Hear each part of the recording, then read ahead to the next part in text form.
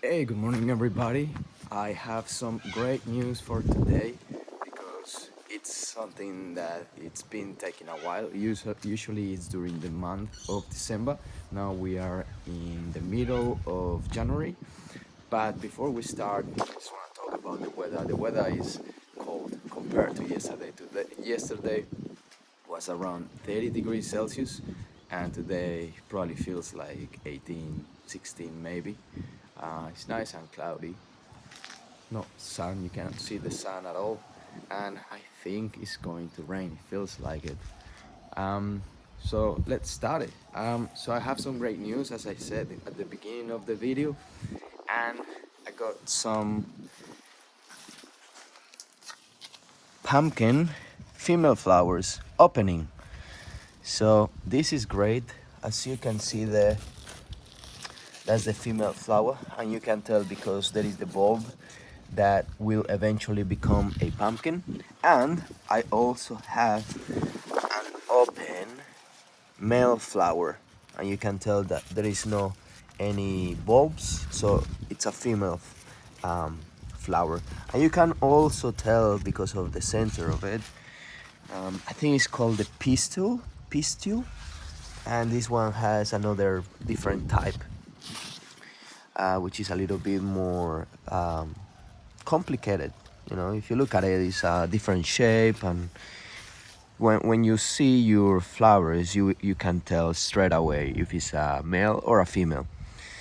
So today I have decided that I want to pollinate that flower so it can start becoming a pumpkin. Because, you know, here in Melbourne, Australia, the weather has not been the most summer-like in the last, well, it's supposed to be summer like 1 month and a half ago.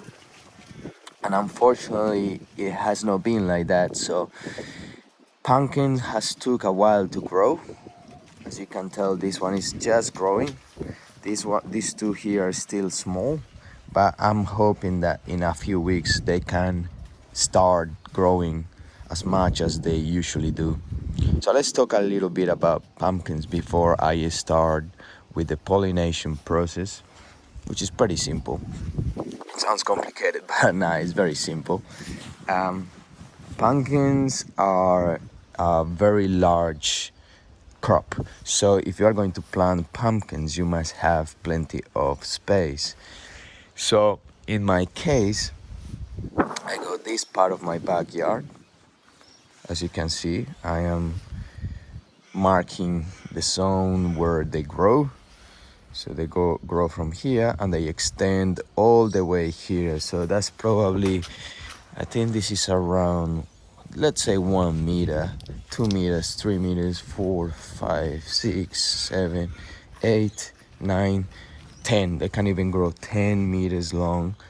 So you need to have at least, I would say 6 meters, because at the end of it, let's say this is 6, at the end of it you can chop the ends, and then it will start growing to the sides. Or if you don't want it to grow to the sides, you can just chop the sides and then let the pumpkins that are already growing there. So, you know, it all depends on space, how much space you have, and also it depends on how many pumpkins you want to have. If you want to have more, you need to let the plant grow as much as it wants so it can start growing some flowers, and therefore they will become pumpkins. So another thing that I can tell you about pumpkins is that they like the summer weather, so above probably 25, 26 degrees, even 24, but just keep it warm. They like the warmth. As you can tell, these leaves are already growing a lot, and they are going to be bigger, and you will see in the next few videos how big they can get. The size of those leaves, if you look in here, they used to be like that. Now those are the ones. So when they grow, when they extend here, they're gonna grow bigger, same as these ones and these ones. And They like the sun a lot. They are not a winter crop. If you try to grow it during winter, most likely they will just grow very small, if they grow at all, or they will just die. So something to take in account if you are growing pumpkins planted. You can go. There is some websites, maybe in the place where you live, and you can get like a chart of each month of the year, and they tell you what you can plant during that period of the year, or like for a specific month. So they will tell you you can plant pumpkins from December to February, and then after that it's better not to plant them because the weather is not suitable. Okay, great. So another thing that I can tell you about pumpkins is you need to avoid cross-pollination. So ideally you will plant different variety of pumpkins and crops of the same family, such as the watermelons. I have some watermelons there, far away. So the reason for that is because these flowers can get pollinated by the crop next to it. So when that happens, what you will get is a mix of those two varieties.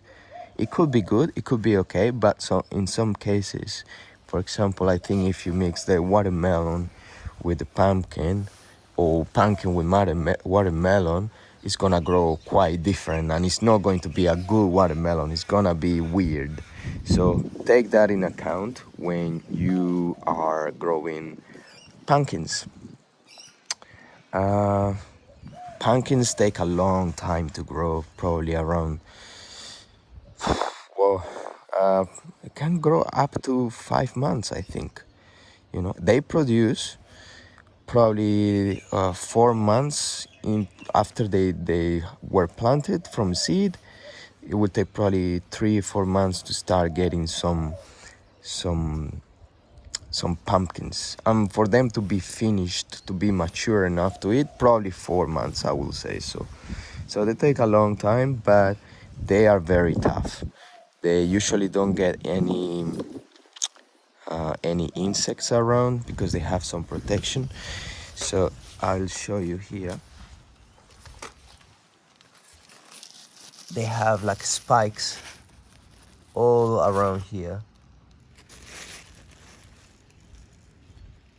that will protect from any animals, and also the leaves have spikes. I don't know if you can see them, but they're very tiny, so they protect their leaves from insects and anything else, I think, because of the spikes.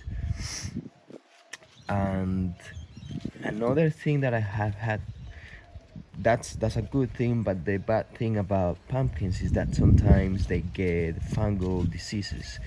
So sometimes the leaves may not have as much space as they require,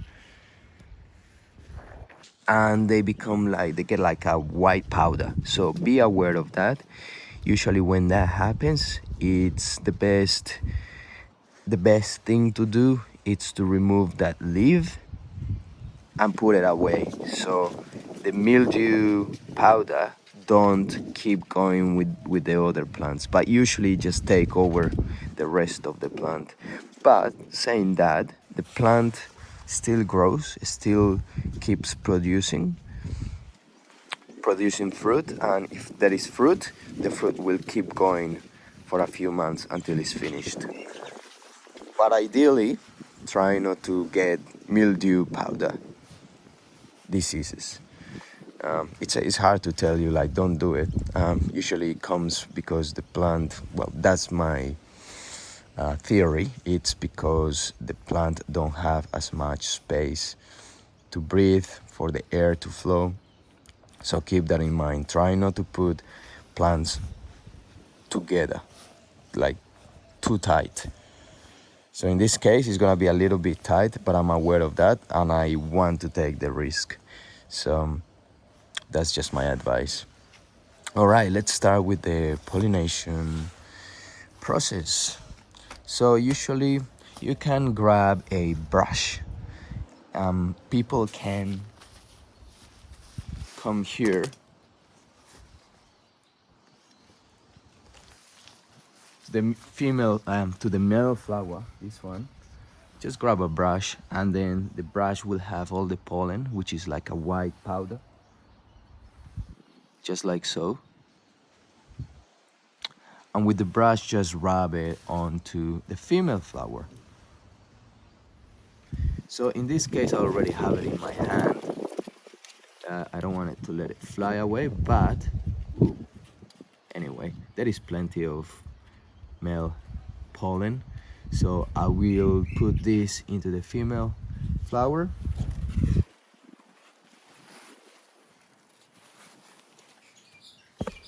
Just making sure you seeing this. Just rub it around. Go back to the male. Grab more pollen if you need. Just rub it around.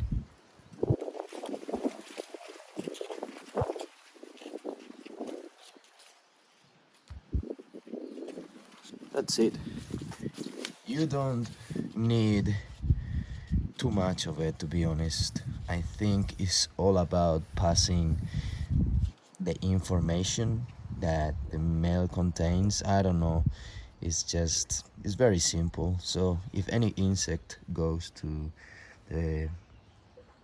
So ideally, what happens is the insects are supposed to pollinate, but sometimes they may be busy doing other things. And here, the insects are not bad. As you can tell, there is plenty of, well, could be more flowers, but there is some flowers and everything.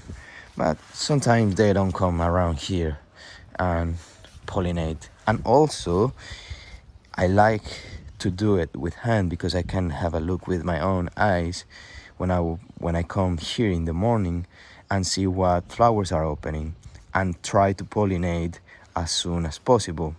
And we go back to the advice that I gave you a few minutes ago, that sometimes there could happen cross-pollination. So you want to avoid cross-pollination by pollinating as soon as you see one flower opening.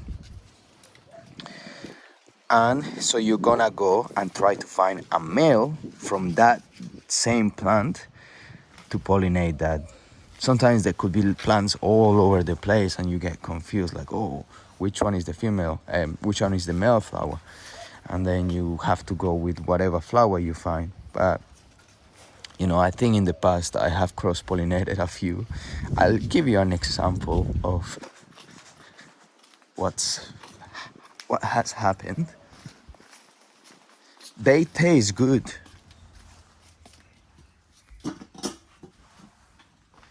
The pumpkins still taste good, but I don't know if you can see here.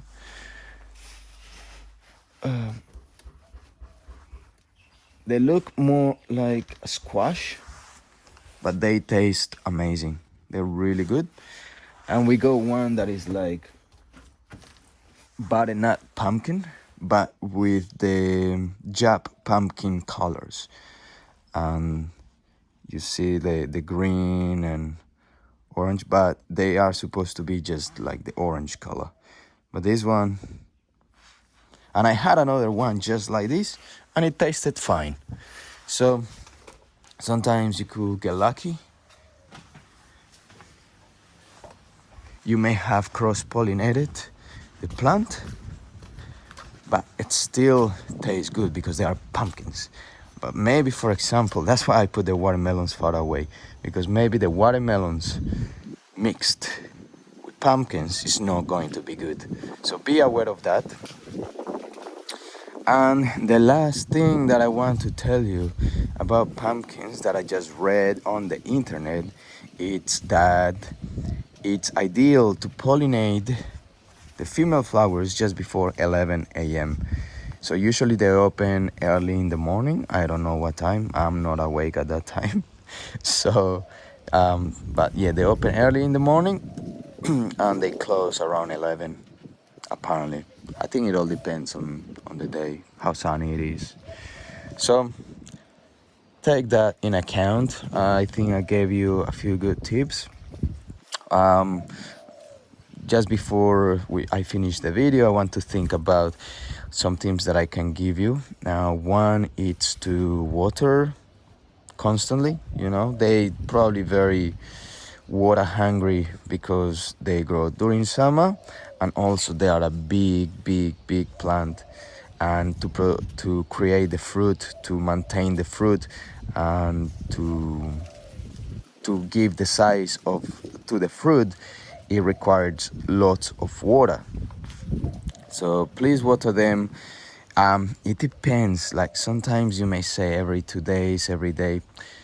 It's not like you have to water there every day and be there 2-3 times, maybe just once a day, but water for like, 20 seconds. So make sure that that part of where the plant is get plenty of water for 20 seconds, and it all goes down and get to the roots. So once you start growing plants, you will get to understand how much they require by looking at the leaves. If the leaves look a little bit sad, then you say, oh, they need a little bit of water. So for example, these ones yesterday was really hot, and I was a bit concerned because it's the first time that they get such a hot weather. But they looked a little bit sad, but all of them were looking sad.